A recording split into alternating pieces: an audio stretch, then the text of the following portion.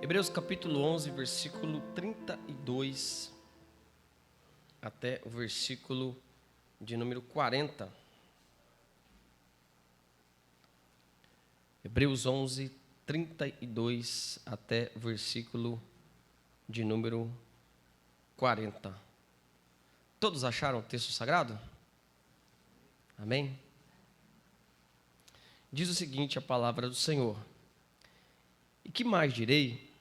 Certamente me faltará o tempo necessário para referir o que há a respeito de Gideão, de Baraque, de Sansão, de Jefté, de Davi, de Samuel e dos profetas, os quais, por meio da fé, subjugaram reinos, praticaram a justiça, obtiveram promessas, fecharam a boca de leões, extinguiram a violência do fogo, escaparam ao fio da espada, da fraqueza tiraram força, fizeram-se poderosos em guerra, puseram em fuga exércitos estrangeiros, mulheres receberam pela sua ressurreição os mortos, alguns foram torturados, não aceitando o seu resgate para obterem superior ressurreição.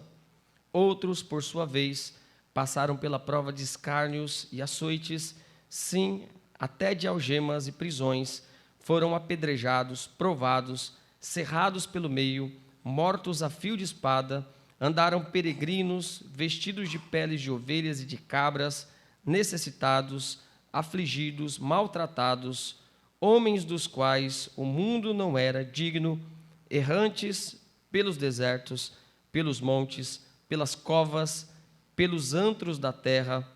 Ora, todos estes que obtiveram bom testemunho por sua fé, não obtiveram, contudo, a concretização da promessa, por haver Deus provido coisa superior a nosso respeito, para que eles, sem nós, não fossem aperfeiçoados.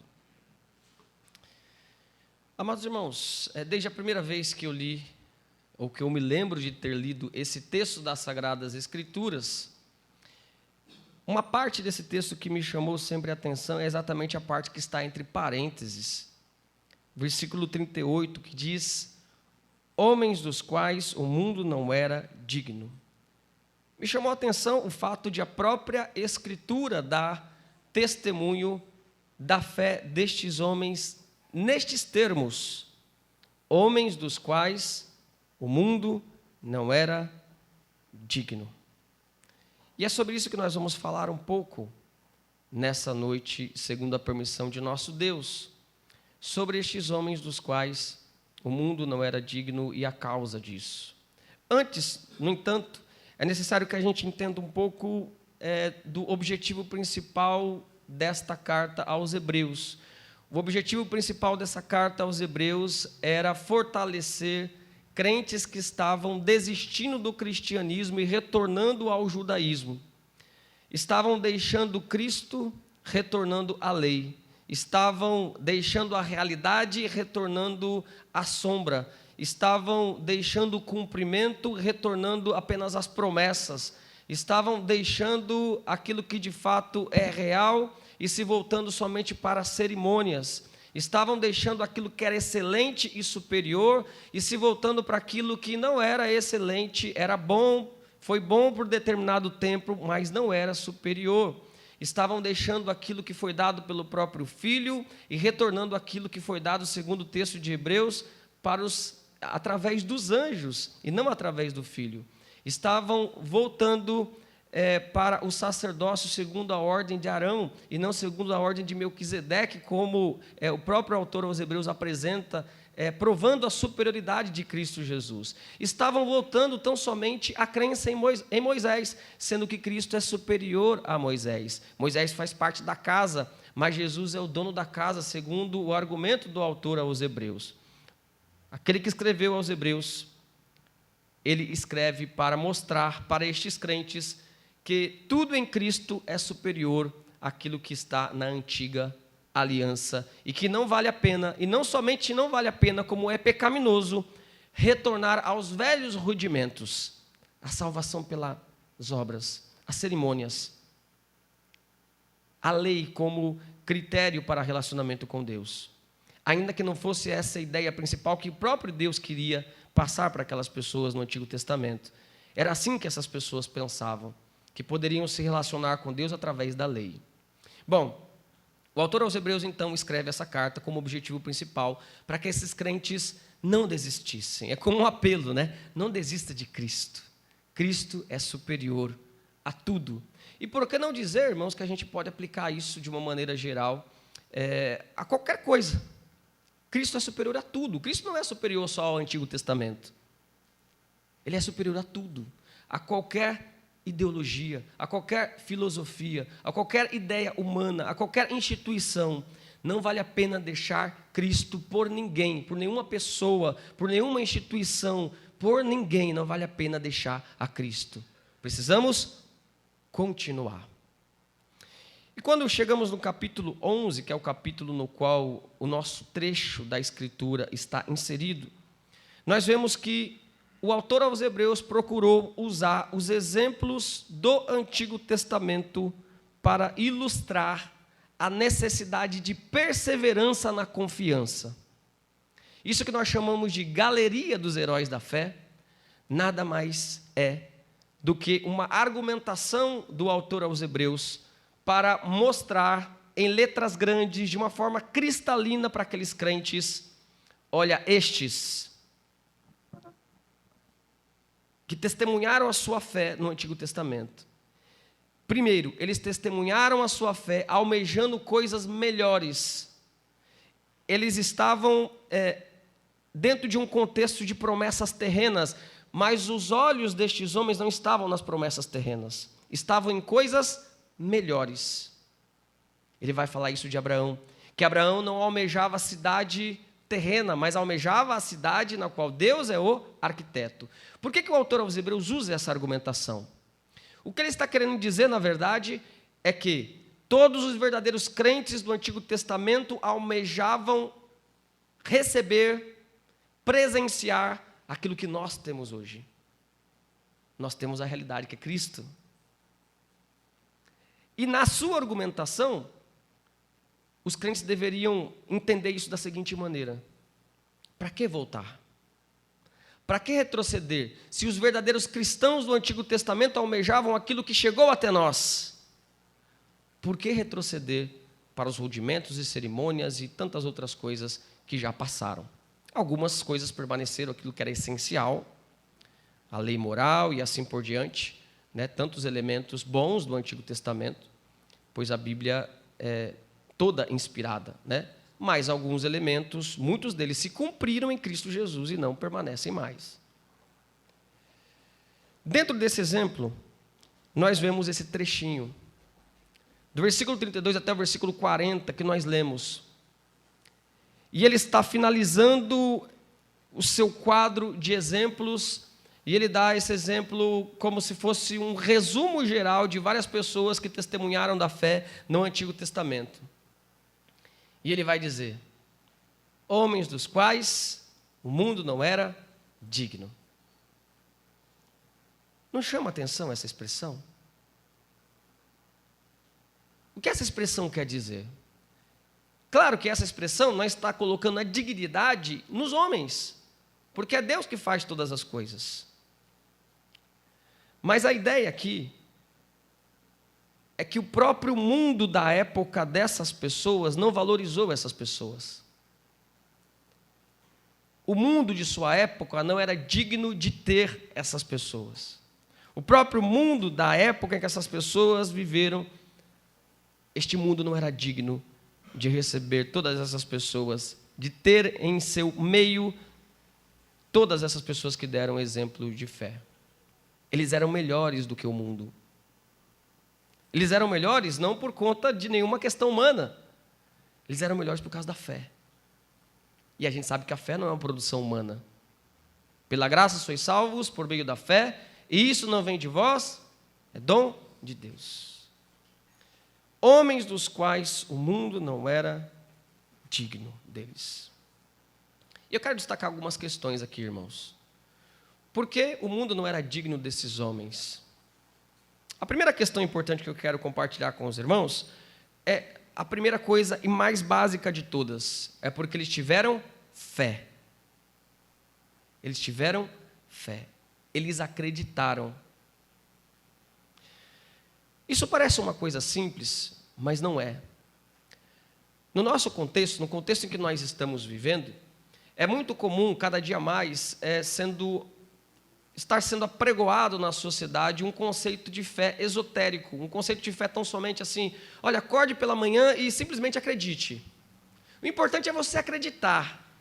E as pessoas acordam pela manhã e colocam os seus textos nas redes sociais, simplesmente dizendo assim, acredite que esse dia vai ser melhor. Simplesmente tenha fé, não importa a religião que você siga, simplesmente tenha fé. As pessoas pegaram esse termo, e como o mundo costuma fazer, que é deturpar os conceitos da Escritura, às vezes usando as próprias palavras da Escritura.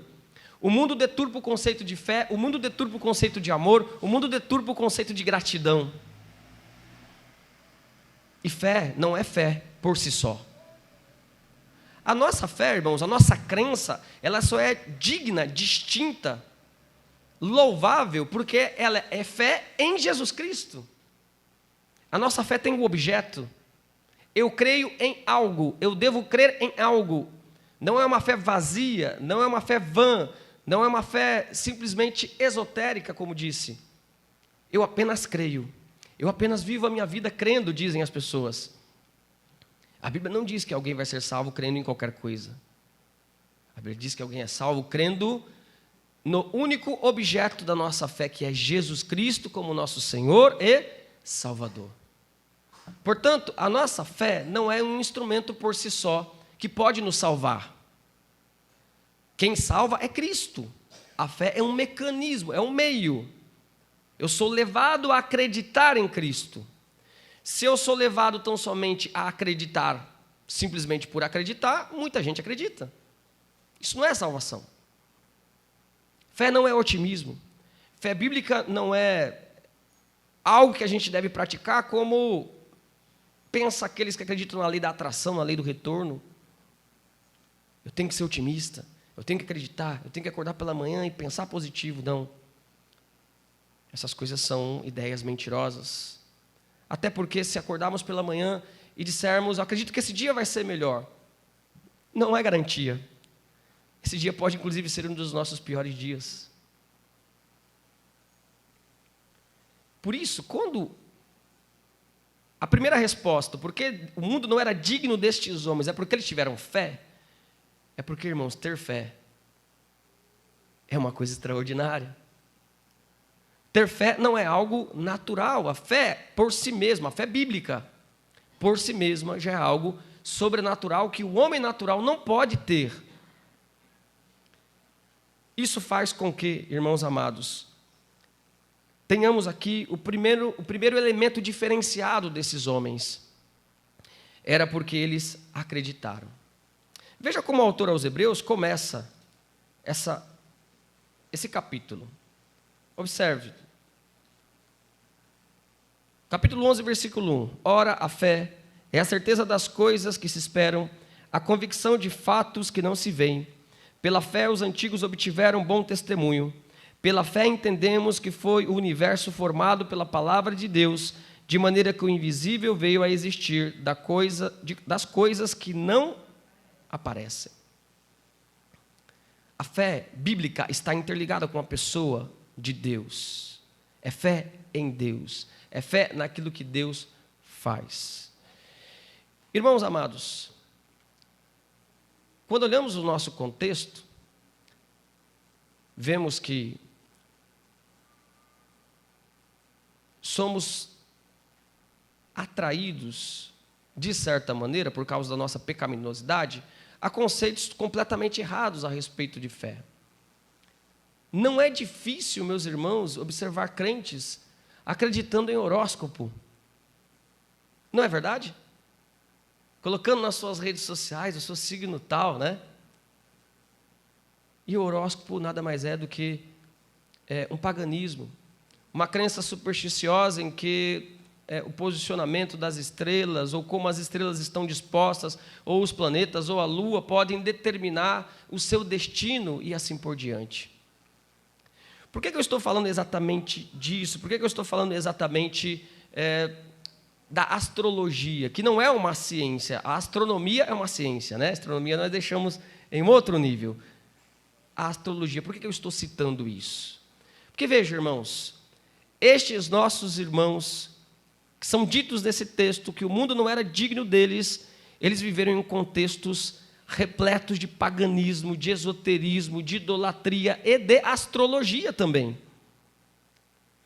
Mas no meio de todo esse contexto nublado, confuso, eles acreditaram em Deus. Observe, por exemplo,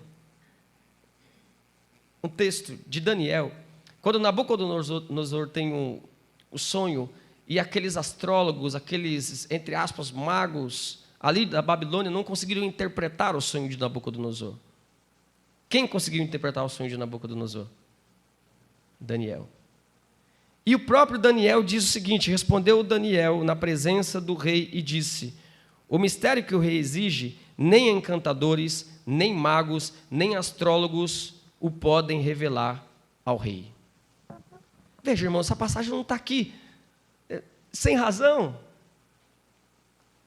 Esse texto narrativo não está aqui sem razão. Esse texto narrativo está aqui para mostrar que o Deus verdadeiro é superior a todo qualquer tipo de crença pagã. Só há um Deus verdadeiro. Está aqui para testemunhar que é o Deus verdadeiro que age, que opera, que não há outro Deus, que todas as crenças pagãs são crenças que não são dignas de confiança. Isaías 47:13 diz o seguinte: apesar de todos os conselheiros que têm, vocês não poderão escapar. Que os seus astrólogos se apresentem e ajudem. Eles estudam o céu e ficam olhando para as estrelas a fim de dizer todos os meses o que vai acontecer com você. Estou lendo numa outra versão, Isaías 47:13. Deus está dando uma mensagem, entre aspas, irônica, de juízo para o próprio povo dele. Dizendo o seguinte: vai haver um tempo que eu vou derramar juízo sobre vocês. E sabe o que vocês vão fazer? Procurem os magos. Procurem os astrólogos e vejam se eles vão livrar vocês. Todos esses textos estão aqui para mostrar, irmãos amados, que como Deus abomina o paganismo e qualquer tipo de crença que não esteja de acordo com as Escrituras Sagradas, e que estes homens dos quais o mundo não era digno, estes homens acreditaram, independente de todas essas circunstâncias, independente se na Babilônia, a cultura popular era uma cultura idólatra ou uma cultura pagã, esotérica, independente disso. E veja, nós vivemos numa cultura assim. Mas a diferença é que muitas vezes somos mais influenciados. Falta-nos fé, crer, acredite. A primeira aplicação desse texto é acredite. Acredite. Em Cristo Jesus, Ele é o único objeto de fé no qual devemos acreditar para a salvação. Dentre todos os deuses falsos que esse mundo apresenta, acredite em Jesus Cristo. Dentre todas as ideias que esse mundo apresenta, acredite em Jesus Cristo. Dentre todas as soluções, às vezes pragmáticas, que esse mundo apresenta, acredite em Jesus Cristo. Estamos falando isso agora. Mas há casos de cristãos que, quando passam por momentos difíceis, em que não tem resposta às suas preocupações, aos seus problemas, momentos graves, essas pessoas acabam buscando em falsas religiões, em ideias condenadas pela Escritura, algum tipo de resposta. A semelhança de Saul, que no auge da sua agonia, não obtendo resposta de Deus, porque havia sido rejeitado por Deus, ele buscou em coisas abomináveis que Deus detestava. Eu estou dizendo isso para instigar todos nós, a independente da circunstância, independente se obtermos respostas ou não, devemos acreditar em Deus. Amém? Creia em Jesus Cristo. Irmãos amados, Esses homens, dos quais o mundo não era digno deles, também porque eles perseveravam na fé. A fé destes homens citados na Escritura não foi uma fé momentânea. Não foi uma fé emocional como de uma pessoa que acaba ali de ter algum tipo de experiência extática, extraordinária, e por um breve momento essa pessoa é extremamente fortalecida, tem alguns sentimentos, as suas afeições são mudadas de certa maneira para que essa pessoa, de alguma forma, busque a Deus, mas depois se acaba. Eles perseveraram na fé. E veja que um dos temas de Hebreus é perseverança. Eles não acreditaram por um breve momento. Eles foram constantes. A fé destes homens foi estável. Isso não significa, claro, que a fé do crente não pode ser diminuída, não pode ser atacada, não pode ser esfriada. Isso acontece muitas vezes. Mas ela nunca pode ser extinguida. Isso nós vemos na vida destes nossos irmãos. Esse tema da perseverança da fé, naquilo que a gente chama de galeria da fé, Hebreus 11, ele é anunciado no capítulo anterior, percebam isso. Capítulo 10, versículo 38 e 39. Vamos ler do 37. Observe como o autor aos Hebreus, antes de começar a narrar aquilo que nós chamamos de a galeria dos heróis da fé, ele começa a dizer o porquê ele iria fazer isso. 37. Porque ainda dentro de pouco tempo aquele que vem virá e não tardará. Todavia o meu justo viverá pela fé. Esse retroceder, quer dizer, se abandonar essa fé, né? Se voltar atrás, nele não se compraz a minha alma. Versículo 39, os irmãos podem ler, por favor? Nós, porém, não somos os que retrocedem para a perdição. Somos, entretanto, da fé para a conservação da alma. Nós somos daqueles que perseveram, nós não somos daqueles que retrocedem. Por isso, o mundo não era digno desses homens, não só porque eles tiveram fé, mas porque eles tiveram uma fé perseverante em Deus. E nós vivemos um tempo de tremenda apostasia. Claro, uma apostasia num sentido externo, no sentido de pessoas que uma hora professam a fé em Jesus Cristo, a fé na verdadeira verdade revelada nas Escrituras e logo estão professando outras coisas. Apostasia. Pedro vai usar a figura do porco que volta ao chiqueiro. Pedro vai usar a figura do cão que volta ao seu próprio vômito. A figura da apostasia, dos falsos mestres, que em um determinado momento abraçaram a fé cristã, em outro momento já estão negando. Veja, irmãos, o mundo está repleto disso. Repleto. De crenças as quais não estudamos, de uma maneira geral, os crentes não estudam. Mas essas crenças acabam influenciando de certa maneira. Nós temos o teísmo aberto, uma crença popularizada por alguns pastores no Brasil, que tem como ideia a pregação de que Jesus ama tanto a humanidade que abriu mão da sua soberania. Lembra-se da época do tsunami na Ásia?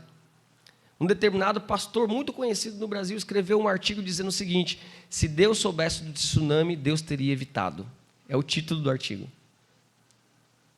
O que é isso, irmãos? Apostasia. Deixar de crer no Cristo histórico. Deixar de crer que a Bíblia é a única regra de fé. Muitos espalhados pelo Brasil afora já deixaram de acreditar que toda a Escritura é divinamente inspirada, porque não perseveraram na fé. Alguns elementos da intelectualidade, da filosofia, as ideias desse mundo foram entrando na cabeça dessas pessoas, até o momento que elas não conseguiram permaneceram, abandonaram a crença, pelo menos intelectual, que elas tinham no cristianismo. Mas o que esse texto está mostrando aqui é que estes nossos irmãos do passado, independente das ideias, e para que, irmãos, alguém que foi exposto a tantas ideias pagãs, até acadêmicas, para a época, do que o próprio Moisés? Moisés foi preparado para ser um faraó. Ele era estudado. Mas era um homem que conhecia línguas. E nenhuma dessas filosofias, nenhuma dessas ideias, nenhum tipo de conhecimento, por mais sofisticado que fosse na época, e nós sabemos que o Egito não era brincadeira na época, né? Até hoje, o pessoal está tentando descobrir aí como que foram feitas as pirâmides do Egito. Nada disso deslumbrou Moisés. Ao ponto do texto aos Hebreus, irmãos, dizer sobre Moisés, capítulo 11, que ele preferiu, ao invés de ser filho da filha de Faraó, ele preferiu sofrer levando o vitupério de Cristo, sofrer com o povo de Deus levando o vitupério de Cristo, o sofrimento de Cristo. Que maravilha! Quando Deus coloca fé no coração de uma pessoa, quando Deus coloca fé verdadeira nos nossos corações, nada pode apagar essa fé. Nós perseveramos, não por nossa conta, mas porque Deus, na sua misericórdia, faz com que perseveremos. E talvez uma mesma verdade que faça alguém abandonar a fé cristã, pelo menos intelectualmente, é a mesma verdade que faz os filhos de Deus se fortalecerem mais e mais. Como diria um ditado, que o mesmo sol que pode amolecer a cera é o mesmo sol que endurece o barro. Algumas verdades que podem ser escandalosas, que podem ser dignas de desconfianças por parte daqueles que acusam a Escritura e o cristianismo, são essas mesmas verdades que, vista por cristãos, nos dão mais motivos para exaltar, para engrandecer o nome de Deus, para olhar para a providência de Deus e como Deus constrói e conduz toda a história, porque Deus ele faz com que a gente persevere. A grande diferença, no final das contas, entre aqueles que dizem acreditar em Cristo Jesus, é porque aqueles que creem em Jesus verdadeiramente, eles perseveram. Lembra-se da parábola do semeador? Nós temos ali exemplo de 4 situações. De um tipo de pessoa que não chega nem a acreditar, pois Satanás impede, de alguma maneira, que essa pessoa acredite.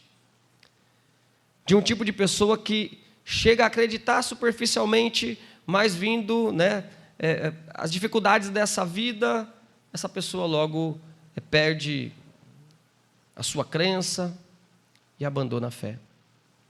De outro tipo de pessoa que recebe com alegria, quase chega a dar fruto, mas as preocupações da vida, com a riqueza, as ansiedades da vida, não deixam que essa pessoa produza o devido fruto.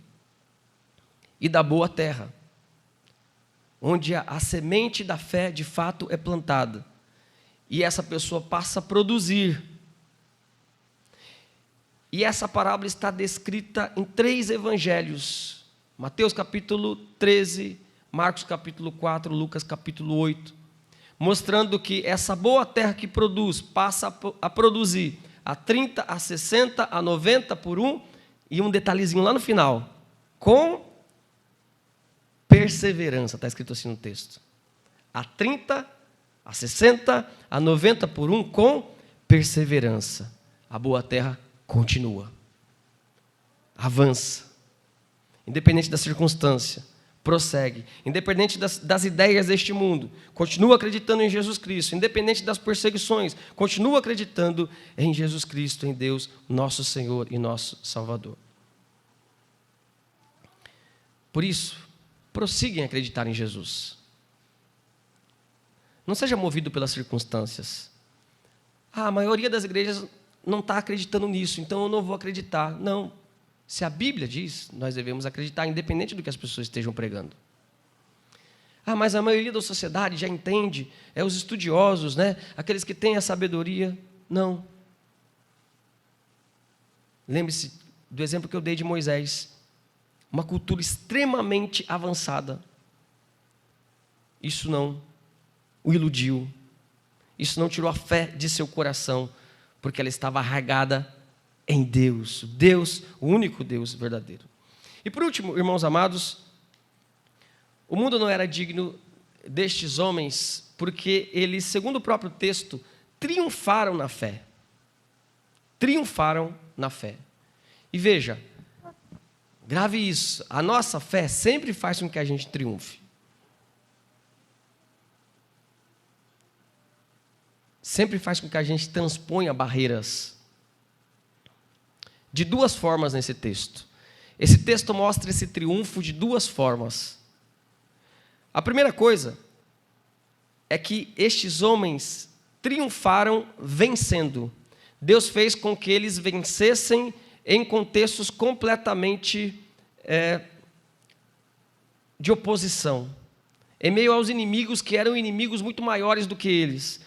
E essa lista daqueles que triunfaram vencendo está no versículo 33 até o versículo 35, parte A.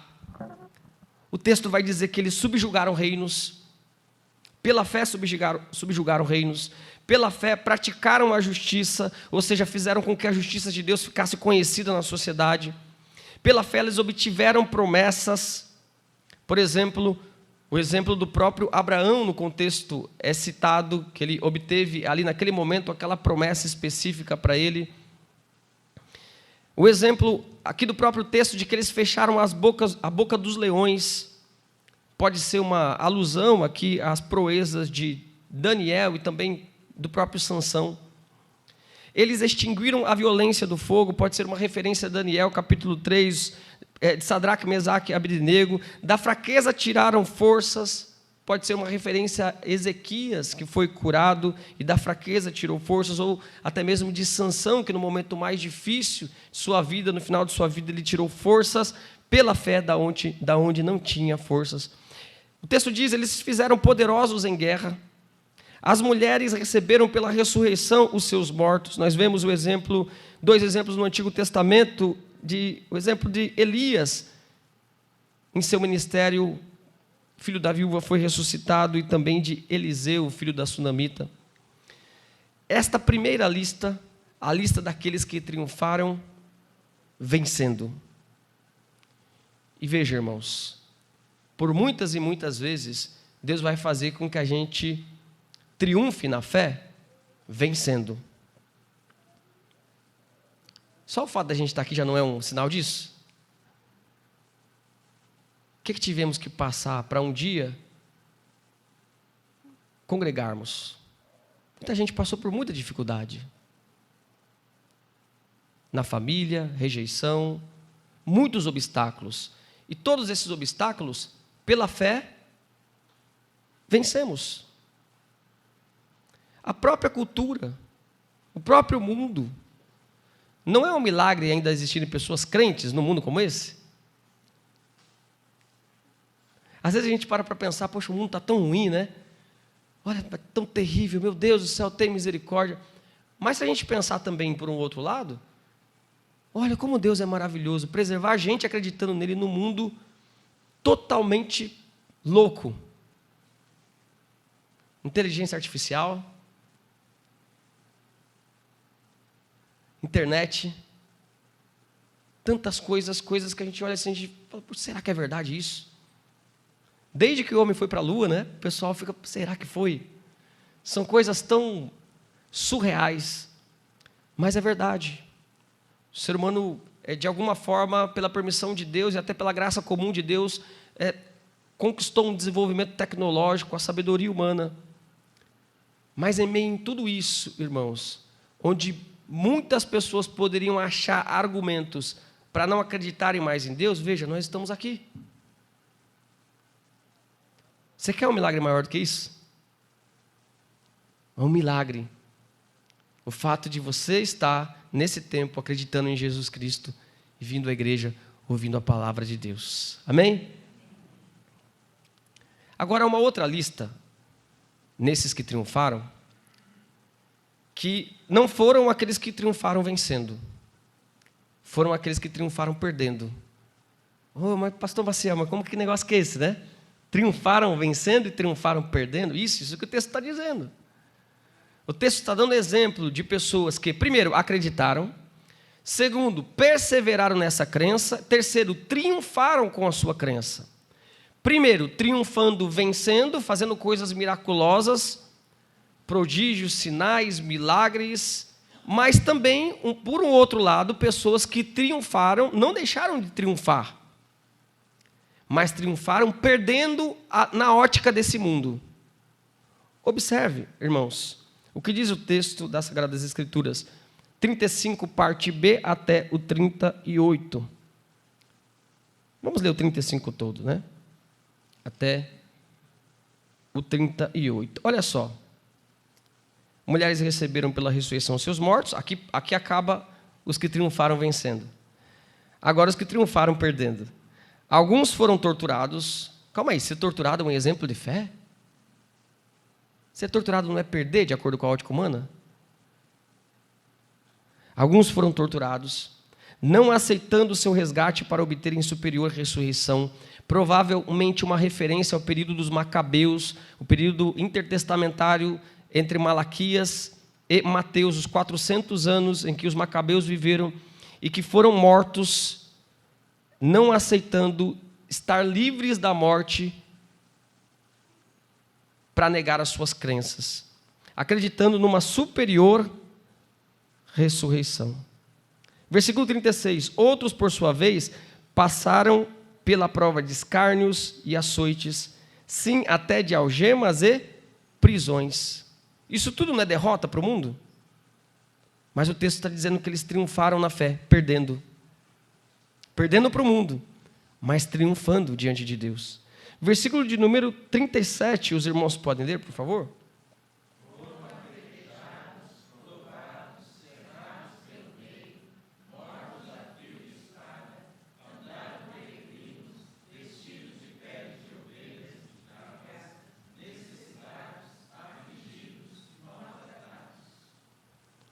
Homens dos quais o mundo não era digno, errantes pelos desertos, pelos montes, pelas covas, pelos antros da terra. Este cerrado ao meio aqui, a tradição vai dizer que se refere a Isaías, pelo menos Justino, Orígenes, e um livro apócrifo atribuído a Isaías, do período intertestamentário, vai dizer que Isaías foi cerrado ao meio vivo, colocado dentro de um tronco oco e cerrado ao meio, ao mando do rei Manassés. Cerrados, o texto está dizendo, cerrados ao meio. Irmãos amados, isso demonstra para nós que o sofrimento é necessário para que a gente triunfe na fé também. Não triunfamos na fé somente vencendo, triunfamos na fé perdendo. E eu diria, meus irmãos, que o nosso testemunho é mais forte, é mais cristalino, é mais impactante, mais claro, quando nós triunfamos na fé, perdendo. Quando nós mesmo, nas derrotas dessa vida, nas enfermidades, nas perseguições, nos insucessos, nas aflições, nas tristezas, nas doenças da alma, quando nós, mesmo diante de tudo isso, continuamos acreditando. Continuamos acreditando. É bonito o quadro de pessoas que usaram a sua fé para obter uma vitória extraordinária, como a abertura do mar, como fechar a boca dos leões. Mas não é só esse quadro que está aqui nesse texto. Porque esse texto está falando da realidade. E a realidade, irmãos, é que a nossa vitória está garantida sim, mas não a vitória do padrão deste mundo. Não a vitória segundo o que esse mundo apregoa. A vitória segundo o que o próprio Jesus Cristo nos ensina, que teremos muitas aflições, que teremos muitas dores, e que a nossa maior esperança não é de uma recompensa nessa terra, nem de uma melhora ideal nessa terra. Isso nunca vai acontecer. Mas de um dia em que estaremos para todo sempre com o Senhor. E aí haveremos, irmãos, de, com certeza, conversar com estes nossos irmãos, tanto aqueles que triunfaram na fé vencendo, que presenciaram esses milagres maravilhosos que nós gostaríamos de presenciar, mas também aqueles que triunfaram na fé perdendo e continuaram acreditando, mesmo no contexto de mais profunda dor. Haveremos de conversar com essas pessoas, e nesse momento eles não estarão perdendo como aos olhos do mundo eles estiverem em determinado momento, porque eles estarão com o nosso Senhor Jesus Cristo, e todos nós estaremos juntos, meus irmãos, com aqueles que triunfaram na fé para todo sempre, seja vencendo aos olhos deste mundo, seja perdendo aos olhos deste mundo, mas para todo sempre com o nosso Senhor e Salvador Jesus Cristo. Glória a Jesus! Bendito seja o nome de nosso Senhor e Salvador Jesus Cristo. Que Cristo nos faça vencer. Independente das circunstâncias, independente do conceito de vitória que este mundo entende, que Cristo faça com que perseveremos na fé. A realidade da vida, irmãos, é que você pode estar cheio de fé agora, cheio de alegria, cheio de empolgação. Mas a realidade da vida nos mostra que, se você já não passou por isso, com certeza vai passar por um momento em que você não vai ter mais forças. Vai ter uma fagulha bem pequena de fé no seu coração. E nesse momento você vai perseverar. E se você está passando por isso agora, persevere. E eu quero concluir essa mensagem com a conclusão que o próprio autor aos Hebreus usa, porque ele vai concluir isso que nós chamamos de galeria da fé, com o capítulo 12, versículo 1 até o versículo 3. É uma conclusão, pois tem um portanto, que é um conectivo de conclusão, concluindo tudo aquilo que ele vinha falando, especialmente no capítulo 11, nisso que nós denominamos de galeria dos heróis da fé. Que essa aplicação sirva para mim e para você. Portanto, também nós, visto que temos a rodear-nos tão grande nuvem de testemunhas, que são estes que deram o exemplo de fé, desembaraçando de todo o peso e do pecado que tenazmente nos assedia, corramos com perseverança a carreira que nos está proposta, olhando para quem? Firmemente para o autor e consumador da fé, Jesus, o qual, em troca da alegria que lhe estava proposta, suportou a cruz, não fazendo caso da ignomínia, e está assentado à destra do trono de Deus.